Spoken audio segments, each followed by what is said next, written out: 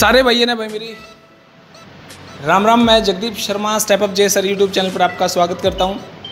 भाई मैं बात आ रहा हूं, बड़ा अच्छा लगेगा। मैंने इतना सारा मैटर तैयार कर लिया है, मेरा दिमाग छोटा सा, मैटर ज़्यादा होगा। मेरी इस वीडियो पे कोई छोटी मोटी गलती ना देखी जाए, पता नहीं मैं क्या से क्या बोल दूं।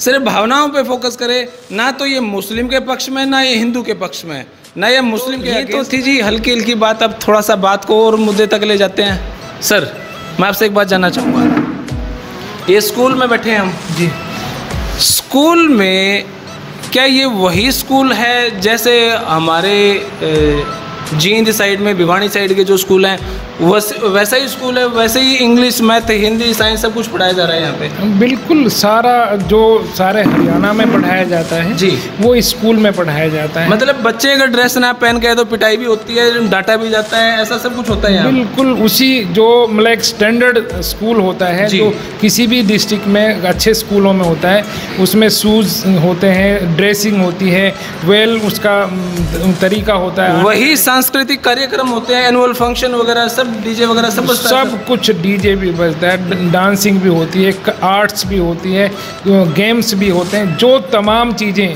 एक स्कूल के, अच्छे स्कूल के स्टैंडर्ड पे आती हैं, उस तमाम चीज़ें यहाँ होती हैं। गीत होता है, नज़में होती हैं, जो एक मतलब अच्छा, जो एक अच्छी संस्कृति है, जो हमारी भारतीय संस्कृति से मेल खाती है, वो तमाम कार्यक्रम यहाँ होते हैं।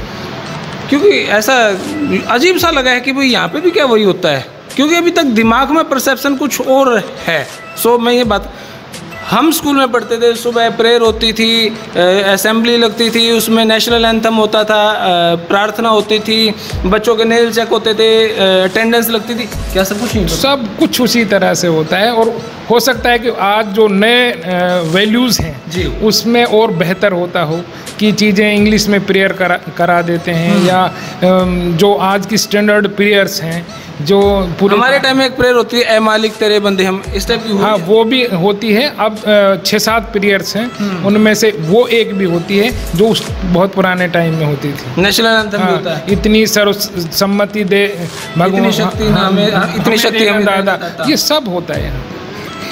नेशनल एंथम भी होता है। नेशनल एंथम तो यहाँ मैंडेटरी है, मतलब कोई दिन ऐसा नहीं होता। क्योंकि ऐसा परसेप्शन सुनने में आता कई बार कि भाई नेशनल एंथम तो मुस्लिम गाते ही नहीं है। नहीं, बिल्कुल गलत है। यहाँ मतलब नेशनल एंथम यहाँ मैंडेटरी है। जो सुबह की एक्टिविटीज़ होती हैं, चाहे वो वर्ड बिल्डिंग की हो, स्पीचेज हो, या कोई दूसरी तरह की एक्टिविटी हो, उसके बाद जब सुबह की प्रेयर ख़त्म होगी, वो नेशनल एंथम से ख़त्म होती है। ये एक नई सी बात समझ में आती है कि भाई ये वही स्कूल है जिन स्कूलों में हम पढ़ते थे। फर्स्ट कंसेप्ट यहाँ पे ये क्लियर होता है, पहला कॉन्सेप्ट। जो अभी तक कुछ लोग सोचे बैठे हैं कि भाई मुस्लिम नेशनल एंथम नहीं गाते, या जब नेशनल एंथम शुरू होता है तो खड़े होके गाते होंगे। खड़े होके, बिल्कुल वही स्टैंडर्ड, जो एक स्टैंडर्ड होते हैं हमारे गवर्नमेंट के, हमारी आस्था के, राष्ट्र उसके, नेशनलिज्म के, तमाम उन्हीं नॉर्म्स पर हम करते हैं। क्योंकि ऐसा एक परसेप्शन, ऐसे एक बातें चलती हैं कि मुस्लिम जो हैं वो नेशनल एंथम का आदर नहीं करते, खड़ा नहीं होते। ये कंसेप्ट यहाँ पर क्लियर हुआ, फर्स्ट। सेकंड सर, हमारे जींद, भिवानी, रोहतक साइड जितने आपके यहाँ पे हिंदू होंगे उतने हमारे वहाँ पे मुस्लिम हैं।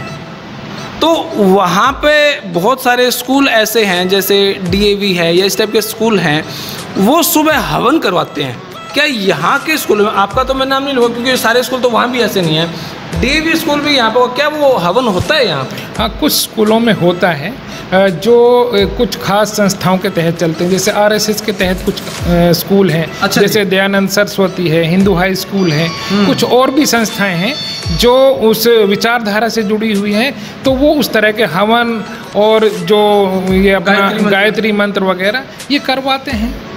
और मुस्लिम के बच्चे करते हैं हवन वगैरह? हाँ, सब कुछ करते हैं और उनको याद है अच्छी तरीके से, घर पर आकर भी बताते। लेकिन यहाँ पर चूँकि हमारी कल्चर जो है ना वो कंपोजिट कल्चर है, साझा संस्कृति है। हम हमारी बातों को भी, जैसे हमारे बहुत सारे बच्चे यहाँ पढ़ते हैं, वो बहुत सारी उर्दू और हिंदी जो मुस्लिम संस्कृति की बातें उनको सीख जाते हैं।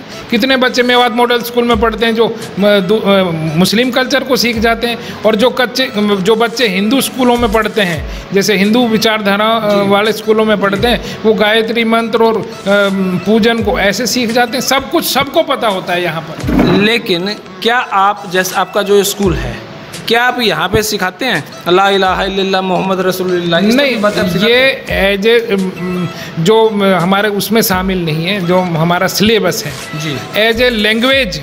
जैसे हम उर्दू पढ़ाते हैं, अरबी पढ़ाते हैं, संस्कृत पढ़ाते हैं, दिवाली है, होली है, बच्चे सेलिब्रेट करते हैं। हाँ, बच्चे मुस्लिम और हिंदू मिलकर करते हैं। जो टीचर भी आधे मुस्लिम हैं, आधे हिंदू टीचर हैं, तो टीचर कंपोजिट उसमें प्रोग्राम बनाते हैं।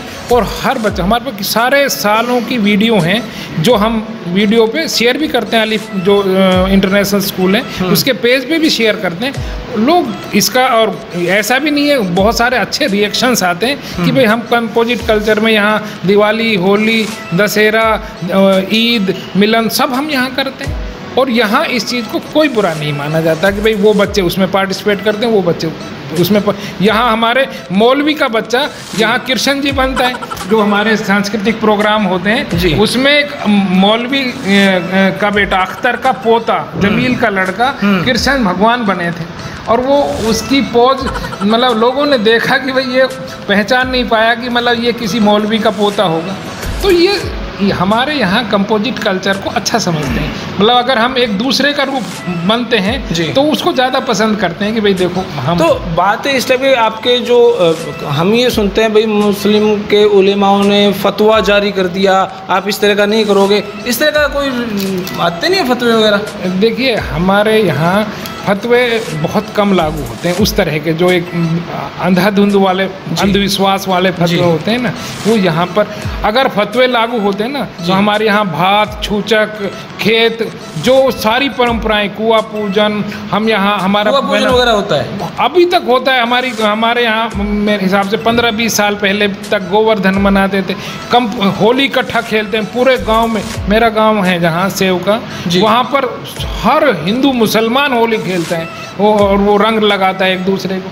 तो मतलब आज भी अगर ये फतवे वाली बात होती है ना तो फतवों में ये बात बहुत बुरी मानी जाती है।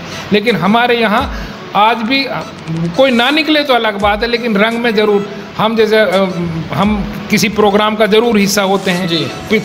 पुलिस लाइन में मैं और जुल्फिकार वकील साहब जो जनरल सेक्रेटरी है मेवात विकास सभा के, हम गए, सब रंगारंग हो रहे थे। तो लोग कह रहे थे देखो भाई ये सारा मतलब हम करते हैं सारा, और उसमें हमको कोई बुरा नहीं लगता। कोई ऐसा नहीं है कि भाई आपत्तिजनक, ऐसा कुछ नहीं। हम फोटो वायरल होते हैं, आपत्तिजनक तो तब होगा कि जब हम खुद ऐसा करके फोटो वायरल हो जाते हैं और लोग उनको लाइव चलाते हैं। तो हम बुरा मानते तो हम उस चीज़ को क्यों करते हैं?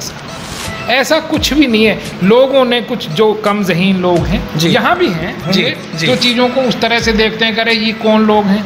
हमारे ऊपर खुद जब हम लड़कियों की बात करते थे, सिद्दीक साहब जिस संघर्ष की और आंदोलन की बात कर रहे थे, जब हम लड़कियों को लेकर माइक से ये कहते थे कि लड़कियों को पढ़ाना है तो कहते थे कादियानी आगे। अब उनका जहन था, हमें पता है लड़की पढ़ने से हमारा समाज आगे बढ़ेगा, आज बढ़ रहा है समाज आगे। लेकिन हम मस्जिदों से कई बार कह देते थे लोग, अरे भाई इनकी बात मत सुना, ये तो कादियानी है, लड़कियों को बिगाड़ देंगे। अच्छा जी। तो ये देखो, कम जहन या अनपढ़ता, जहालत जहाँ होगी, जहाँ धर्म के और अनपढ़ता के चंगुल में समाज होता है ना, वहाँ कुछ लोग ऐसा सोच लेते हैं धर्म में आकर।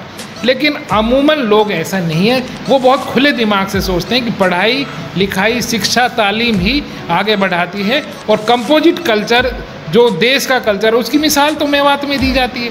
चूँकि साझा संस्कृति अगर देखनी है दिल्ली के नज़दीक तो उसमें मेवात सबसे बेहतर मिसाल है इसकी। राणा सांगा को उठाकर देख लो, चूँकि मेरे सामने तो इतिहासकार बैठा है, मैं बहुत ज़्यादा बता नहीं सकता। लेकिन कंपोजिट कल्चर का अगर आज भी कोई खड़ा होता है, यहाँ जितनी पंचायतें हैं, रिजर्वेशन हो जाए, रमेश वाल्मीकि जी बैठे हैं हमारे साथ, बैठे सामने, आप उनसे बात करना। यहाँ पर अगर भात लिया जाता है और वहाँ भात देने के लिए मेरे गांव से गया हुआ सेवका से कोई आदमी, तो वहाँ हिंदू मुस्लिम जितनी भी लड़कियां हों सबको पैसे देकर आएगा। लिया जाता है, टीलें ली जाती हैं, जो जोड़े लिए जाते हैं और उस पर पैसे लिए जाते हैं कि भाई गांव की लड़की कितनी है सेवका की। जैसे हम संगेल में गए इनके गाँव में सगाई करने के लिए, तो वहाँ सारी लड़कियों को देंगे। उसमें ये पहचान नहीं होगी कि भाई ये हिंदू की है, ये मुसलमान की, ये दलित की, जो है सबको मिलेगा। तो इतना कंपोजिट कल्चर आपको कहीं नहीं मिलेगा आज भी। ओके, देखो भाई कितनी अच्छी बातें अभी हमारे सामने आ रही हैं, इन पे कभी फोकस मेरे को लगता नहीं किया गया है कि नहीं किया गया, शायद मैंने देखा ही नहीं। लेकिन ये बातें सुन के दिल खुश होता है और ये लगता है कि भाई मेरा हरियाणा इतना बड़ा है, नहीं तो मैं मेवात से पहले हरियाणा को काउंट कर लेता हूँ।